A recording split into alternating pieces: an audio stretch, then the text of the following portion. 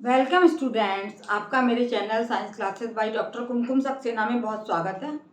और इस समय हम पढ़ाने जा रहे हैं 9th क्लास का चैप्टर गति और बल एवं कार्य, जिसमें तीनों चीज़ें शामिल होंगी, गति, बल एवं कार्य। तो सबसे पहले मैं लूँगी गति। गति क्या होती है, जैसे आप खुद समझते हैं, बिल्कुल सरल भाषा में चलने को क्या बोलते हैं, गति कहते हैं। एक चीज़ होती है विरामावस्था, है ना। एक होता है आपका विरामावस्था। विरामावस्था और गति में क्या अंतर है विरामावस्था। विरामावस्था का अर्थ है कि यदि कोई मेज पर कोई किताब रखी है, या कोई जग पानी का किसी टेबल पे रखा है, या पलंग आपके कमरे में पड़ा हुआ है, या कुर्सी पड़ी है, या मेज है, वो सब क्या है, स्थिर है। विरामावस्था में जब तक उनको हिलाया नहीं जाएगा वो चलेंगी नहीं। गति क्या होती है, दौड़ना, चलना, भागना। बच्चा दौड़ रहा है, हम लोग चल रहे हैं, दौड़ रहे हैं। सड़क पर जो है वाहन चलते हैं, कारें चल रही हैं, स्कूटर चल रहे हैं, गाड़ियाँ चल रही हैं, ट्रेन चल रही, ये सब क्या है, ये कहलाती है गति। और यदि कोई वस्तु स्थिर रखी है उसको हम कहते हैं विराम अवस्था। विराम अवस्था में जब तक उसको हटाया नहीं जाएगा वो चीज़ अपनी जगह से नहीं उठेगी। एक मेज लीजिए, उस पर आप किताबें रख दीजिए, एक तरफ पेन रख दीजिए, तो वो वैसे ही रखे रहेंगे जब तक कोई उनको हिलाएगा नहीं। तो गति जो है वो कई प्रकार की होती है। एक है सरल रेखीय गति, है ना। गति के प्रकार मैं बताने जा रही हूँ आपको। गति के प्रकार, सरल रेखीय गति। सरल रेखीय जैसे आप नाम से समझ रहे हैं कि जो वस्तु सीधी रेखा में गति करती है उसको हम बोलते हैं सरल रेखीय गति। सरल रेखीय गति किसकी होती है, जैसे क्षैतिज सतह पर कोई गेंद जो है वो लुढ़क रही है, या हाथ से हमने पत्थर फेंका, वो नीचे जाएगा तो सीधी ही क्षैतिज गति में ही, सरल रेखीय गति में जाएगा। तो इसका उदाहरण है कि लुढ़कती हुई गेंद, है ना। फर्श पर लुढ़कती हुई गेंद केवल हमेशा सीधी रेखा में जाएगी। लुढ़कती हुई गेंद और हाथ से फेंका हुआ पत्थर, ये कहलाएगा आपका हाथ से फेंका पत्थर, जब भी सीधी रेखा में जाएगा। ऊपर से अगर आप गिराओगे तो सीधी रेखा में ही नीचे को आएगा, है ना। क्षैतिज अवस्था में कोई सतह पर कोई गेंद लुढ़कती जा रही है तो वो कहलाती है आपकी सरल रेखीय गति। दूसरा होती है वृत्ताकार गति या घूर्णन गति। दूसरा है वृत्ताकार या घूर्णन गति। वृत्ताकार यानी जैसे आप समझ रहे हैं कि वृत्त में चले, जैसे कि घड़ी की सुई जो है वृत्ताकार पथ पर अपना मार्ग पूरा करती है, गोल गोल गोल गोल घूमती चली जाए। तो एक वृत्त की अवस्था में, वृत्त क्या होता है, एक पूरा गोला माना समझ लीजिए आप। इस गोले में अगर कोई वस्तु चल रही है तो वो कहलाएगी वृत्ताकार गति। जैसे कि आपका जो पृथ्वी के चारों ओर जो है वो घूमता है, चंद्रमा घूमता है, गति करता है, उसी प्रकार पृथ्वी भी सूर्य के चारों वृत्ताकार गति करती है, गोले में घूमती रहती है। या धागे को माना हमने, धागे से पत्थर बांधा और उसे ऐसे गोल गोल घुमाएंगे तो इसको बोलते हैं हम वृत्ताकार गति। घड़ी की सुइयों की गति वृत्ताकार पथ पे चलती हैं।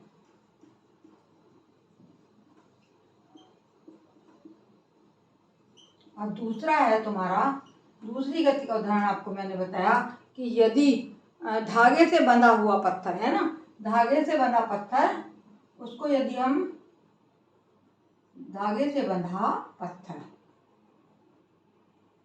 अगर पत्थर को धागे से बांध के आप ऐसे गोल गोल घुमाएंगे तो कहलाएगी आपकी, या गोल घूमता लट्टू। क्या होता है, गोल घूमता लट्टू भी वृत्ताकार उसमें ही जाता है। बच्चे घुमाते रहते हैं, ऐसे करके घुमाते रहेंगे तो वो कहलाती है आपकी वृत्ताकार गति।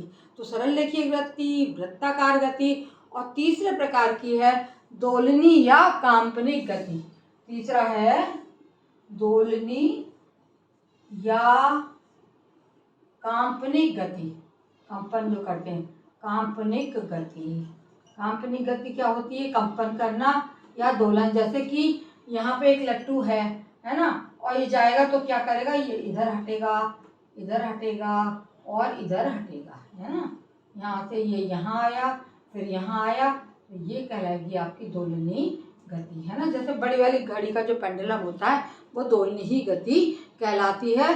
जो निश्चित बिंदु के इधर उधर लगातार घूमता है उसको हम कहते हैं दोलनी गति। और एक साइड वाला ए है, ए से बी तक पहुंचने को इसको बोलते हैं हम आयाम, है ना। एक तरफ जितना हटता है उसको हम आयाम बोलते हैं। इस प्रकार ये पेंडुलम जो है वो ओ ए पहले इधर जाएगा ओ बी में, फिर ए से गुजरेगा, फिर ये सी में पहुंच जाएगा। इसको हम बोलते हैं दोलनी गति या दोलन की गति। और यदि आयाम कम है तो वो गति कांपनिक गति, अगर ये आयाम ही कम है हमारा तो कहलाता है कांपनिक गति या कंपन करते हैं, उसको हम बोलते हैं कंपन गति या दोलनी गति। दोलन की अवस्था में घूमता है। समझ में आ गई तीनों आपको, तीनों प्रकार, सरल रेखीय गति, वृत्ताकार गति और दोलनी गति।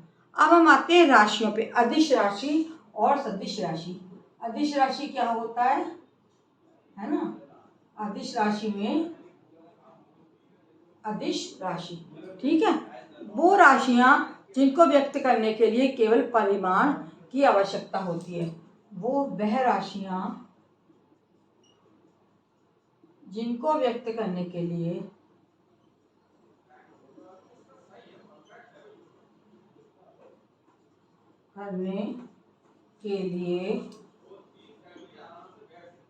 केवल परिमाण की आवश्यकता होती है, दिशा की नहीं, परिमाण की आवश्यकता होती है। जैसे हम कहें भार,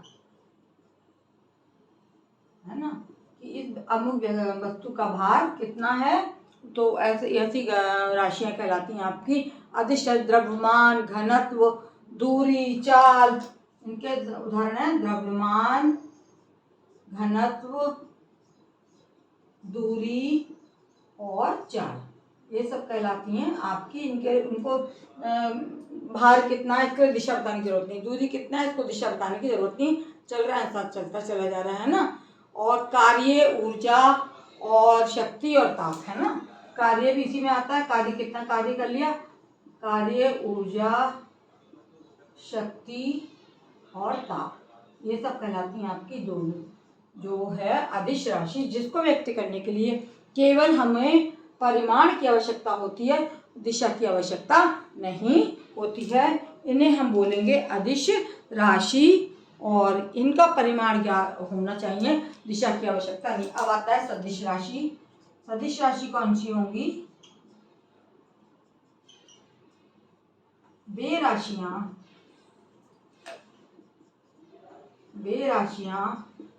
जिनको व्यक्त करने के लिए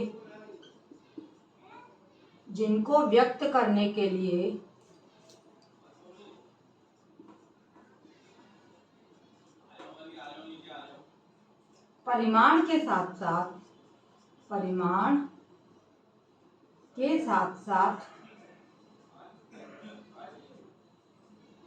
परिमाण तो हमें ज्ञात होना चाहिए, लेकिन इसके साथ साथ हमें दिशा भी ज्ञात होनी चाहिए। परिमाण के साथ साथ दिशा का ज्ञान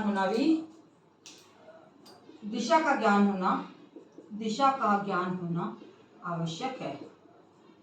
जैसे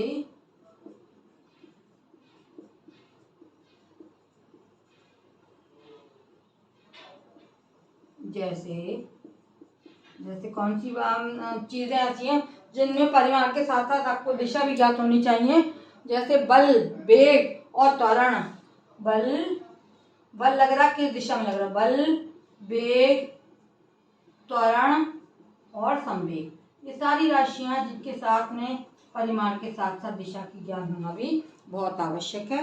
तो ये बिल्कुल शॉर्ट में मैंने आपको बता दिया कि इसका क्या क्या आपको करना है, कैसे करना है, और ये ज्ञात होना चाहिए कि आपको गति और विरामावस्था का अंतर क्या है। गति और विरामावस्था का अंतर नहीं पता होगा तो आप गति के प्रकार भी नहीं समझ पाएंगे। मेरा चैनल ऑनलाइन है बच्चों, बिल्कुल फ्री है। आप अपने दोस्तों को बताइए, आपको मैं ऐसे ही पढ़ाती रहूँगी। कभी भी मेरे चैनल खोल के आप समझ सकते हैं, देख सकते हैं कि क्या पढ़ाया मैडम ने। कमेंट करिए और जो कुछ भी आपको पूछना है लाइक करना ना भूलिए, लाइक का बटन दबाइए और मेरे चैनल को आप ऐसे ही देखते रहिए। धन्यवाद।